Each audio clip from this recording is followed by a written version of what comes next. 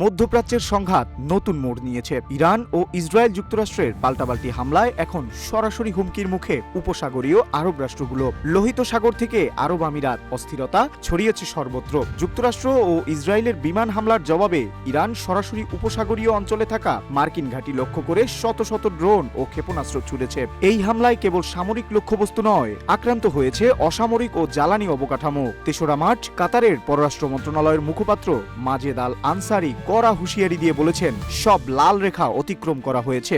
সার্বভৌমত্ব রক্ষায় সব বিকল্প পথ খোলা রাখার ঘোষণা দিয়েছে কাতার। এই সংঘাতের ফলে নিরাপদ পর্যটন ও বিনিয়োগ কেন্দ্র হিসেবে পরিচিত গালফ অঞ্চলের ভাবমূর্তি মারাত্মক সংকটে পড়েছে। প্রভাব পড়েছে তেল গ্যাস নির্ভর অর্থনীতিতে। যদিও অধিকাংশ ক্ষেপণাস্ত্র প্রতিহত করা হয়েছে, তবুও ধ্বংসাবশেষের কারণে হতাহত ও অগ্নিকাণ্ডের ঘটনা ঘটেছে। বিশেষজ্ঞদের মতে ইরান ঝুঁকি বাড়িয়ে উপসাগরীয় দেশগুলোকে চাপে ফেলছে, যাতে তারা যুক্তরাষ্ট্রকে যুদ্ধ বন্ধ করতে বাধ্য করে। বর্তমানে আরব আমিরাত ও প্রতিবেশী দেশগুলো প্রতিরক্ষামূলক অবস্থানে থাকলেও তারা যুক্তরাষ্ট্রকে ইরানে হামলায় আকাশসীমা ব্যবহারের অনুমতি দেয়নি। তবে যুদ্ধ দীর্ঘায়িত হলে এই কৌশলগত অবস্থান বদলে যেতে পারে।